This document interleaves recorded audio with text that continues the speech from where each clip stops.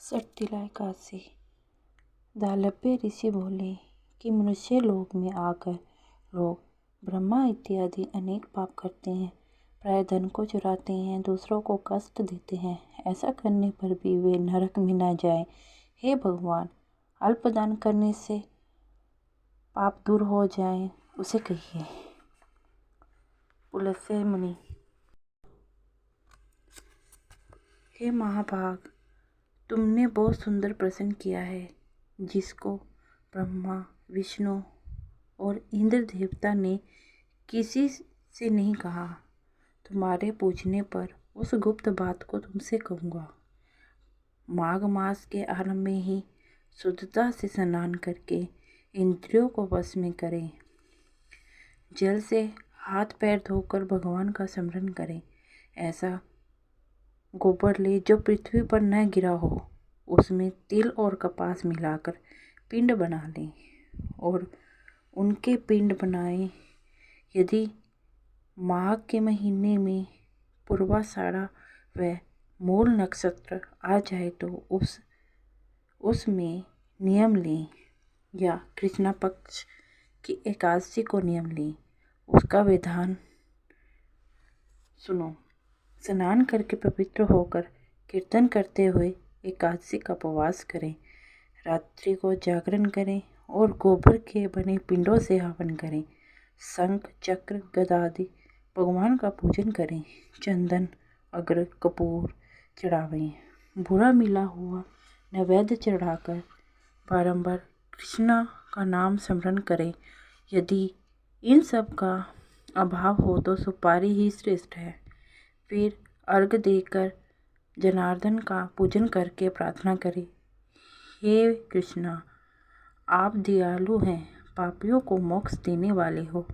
हे जगतपते, मेरे दिए हुए अर्घ को लक्ष्मी समेत स्वीकार करें और कहें कि श्री कृष्ण भगवान मेरे ऊपर प्रसन्न हो। खेत में तिल बोने से जितनी संख्या में तिल पैदा होते हैं, उतने 1000 वर्ष तक वह मनुष्य स्वर्ग में निवास करता है। तिल से स्नान, उबटना, होम, तर्पण, भोजन और दान करें। ये 6 प्रकार की विधि पापों को नाश करती हैं। इसी से एकादशी का नाम सटतिला है। नारद जी बोले, हे कृष्णा, सटतिला एकादशी से क्या फल मिलता है? यदि आप मेरे ऊपर प्रसन्न हैं तो इसके बारे में मुझे बतलाएं।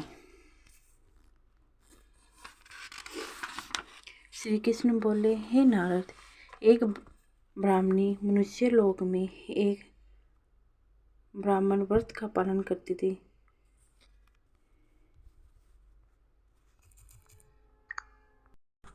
ब्रह्मचर्य का व्रत पालन करते हुए देवताओं का पूजन करती थी।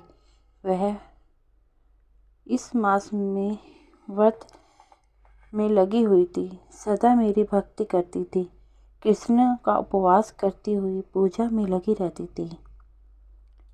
नित्य व्रत करने से उसका शरीर दुर्लभ हो गया। फिर बहुत दिनों के बाद मैंने मन में विचार किया कि इसे अन्न का दान नहीं किया, जिससे कि उसकी तृप्ति होती है। उसकी जांच करने को मैं मनुष्य लोक में गया। भिक्षुक का रूप धारण करके भिक्षा पात्र लेकर ब्राह्मणी से भीख मांगने लगा। तब ब्राह्मणी बोली, हे ब्राह्मण, तुम कहाँ से आए? मुझे सत्य कहो। फिर मैंने कहा, हे सुंदरी, भिक्षा दो। तब उसने क्रोध में भरकर मिट्टी का डला मेरी भिक्षा पात्र में डाल दिया।